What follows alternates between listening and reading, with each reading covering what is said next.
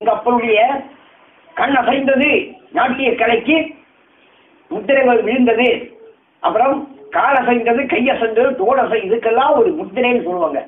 எம்பெருமான் சிவபெருமான் காட்ட நிறுத்தத்துக்கெல்லாம் ஒரு முத்திரைன்னு பேர்.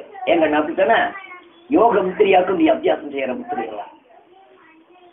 இந்த முத்திரைக்கெல்லாம் அர்த்தம் என்ன? ஞானத்தினுடைய அறிகுறி கொடுக்கும். இந்த தம்பிகளா படிக்க வாத்தியார்மார்களுக்கு, குழந்தைகளுக்கு, யோகா படிக்கிற ஆளுகளுக்கு எல்லாம் ஞானம் பிரகாசிக்கணும்னா ஒரு 5 ஆசனம் அவசியம் படிக்க. அது நோட் பண்ணி வச்சுக்கல. ஞானம் பிரகாசிக்கக்கூடிய ஆசனங்கள் 5. ஞான ஒளி உண்டாக்கக்கூடிய ஞான நரம்புகளை இழக்கி சிந்தனை செய்து நல்ல மார்க் வாங்கணும், நல்ல படிக்கணும், சிந்தனை செய்து ஜாக்கிரதை ரொம்ப ஞானியாகணும் எண்ணம் இருந்தா ஒரு 5 ஆசனத்தில் இருந்து சாதனை செய்யணும். எந்த ஆசனம்? பத்திரம். பத்திரம் பத்திரம் என்ன? இலை. அந்த ஆசனம் தெரியுமா? பத்திராசனம். சொத்திக்கு. இரண்டாவது வீராசனம். மணியன் உட்கார்ந்து இருக்கிற என்ன ஆசனம்? அடிக்கடி என்ன பண்ணுவாங்க? இரண்டாவது கோமுகம். அப்புறம் 4வது குக்குரம். குக்குரம் குக்குரம் குக்குராசனம். குழந்தைகளுக்கெல்லாம் நல்லா பிராக்டிஸ் பண்ணி என்ன குழந்தை படிக்கிற குழந்தைகளுக்கெல்லாம் நீங்களும் பிராக்டிஸ் பண்ணுங்க. சாதனை செய்யற சமயத்துல கோமுகமோ வீராசனத்திலோ சொத்தியிருந்து இருந்து பண்ணிங்க. ஏன்னா பத்மாசனமோ பத்மம் இருக்கு.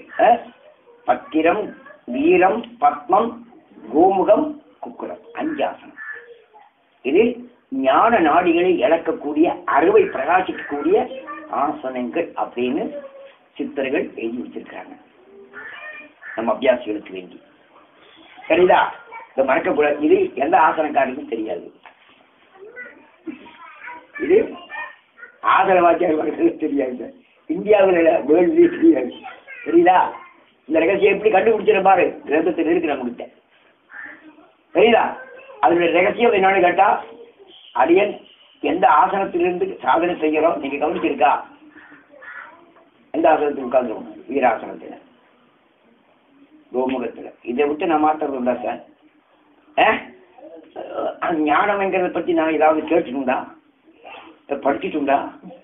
இப்பெல்லாம் நீங்க கேட்கற முடியாது. அந்த தத்துவங்களை எங்கிருந்து வந்தது, எப்படி எடுத்தது, இதுல மண்டையில எப்படி நிக்குது நமக்கு மறவாம. உங்களுக்கு அப்படி இருக்கும். எனக்கு மட்டுமல்ல, இந்த சாதனை ஈடுபட்ட அத்தனை மக்களுக்குமே உங்களுக்கு அவசியம் கிடைக்கும். இப்ப கூட நான் சொல்றேன் பாருங்க, நம்ம ஆசிர முறைப்படி செஞ்ச மக்களுக்கெல்லாம் இப்ப ஞானம் அதிகம் கிடைச்சிருக்கு. நிறைய மார்க் வாங்கி பாஸ் பண்ணிருக்கு இல்லையா? பிரியா தோல்வி இல்லையே, தோற்றுருக்கா? ஒரு ஆளு என்னமோ 1 மார்க் குறைஞ்சுன்னு சொன்னியா? நீதானா? ஃபர்ஸ்ட் கிளாஸுக்கு 1 மார்க் குறைஞ்சுன்னு சொன்ன யாரு அது? லட்சுமியா காலேஜ் ஃபர்ஸ்ட் ஆமா இதுமா இல்லையா?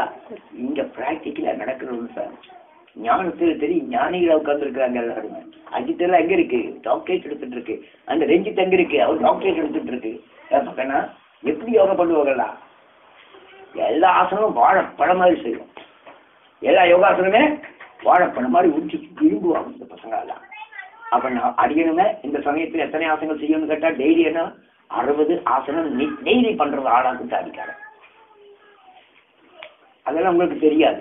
நீங்க 10 நாளைக்கு ஏதோ ஒரு நாளைக்கு 10 ஆசனம் செய்வாங்க, டெமோன்ஸ்ட்ரேஷன், அப்புறம் விட்டுருவாங்க. அப்புறம் ஒரு 4 நாளைக்கு அதெல்லாம் விஷமா மாறும் சார். டெய்லி ஏதோ ஒரு ஆசனத்துல நீங்க ஒரு 10 நிமிஷமோ 20 நிமிஷமோ ஒரு ஆசனம் பண்ணிட்டே இருக்கும். தெரியுதா? பத்மம், ஸ்வஸ்திகம், வீரம், ஒண்ணு உட்கார்ந்து இருக்கிற ஆசனம் பற்றி சொல்லியிருக்கிறாங்க. சித்திரங்கள் எல்லாம் வேறையும் சொல்லி இருக்குது. ஆனா இந்த ஞான நாடிகளை இழக்கக்கூடிய 5 ஆசனங்கள் யாரும் முக்கியமா எங்கேயும் சொல்ல கிடையாது. ஞான நாடிகளை உற்பத்தி பண்ணக்கூடிய, ஞானத்தை உருவாக்கக்கூடிய ஒரு 5 ஆசனங்களை பத்தி யாரும் சொல்றது கிடையாது.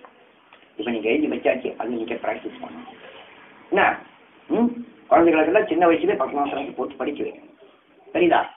கோமுகம், பத்மம், வீரம், அப்புறம் இந்த பத்திரம், சொஸ்திகம், சித்தாசனம் மட்டும் சொல்லிக் கொடுக்காது. என்ன சித்தாசனம் தெரியுமோ? என்ன செய்யற மெத்தட் தெரியுமோ?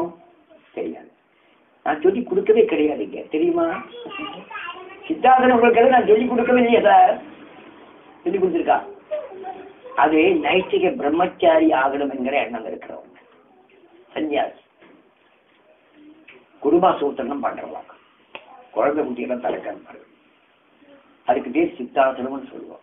சித்தாசனம் பிரம்மச்சாரியாகிய சன்னியாசிக்கு செய்ய வேண்டிய ஆசை.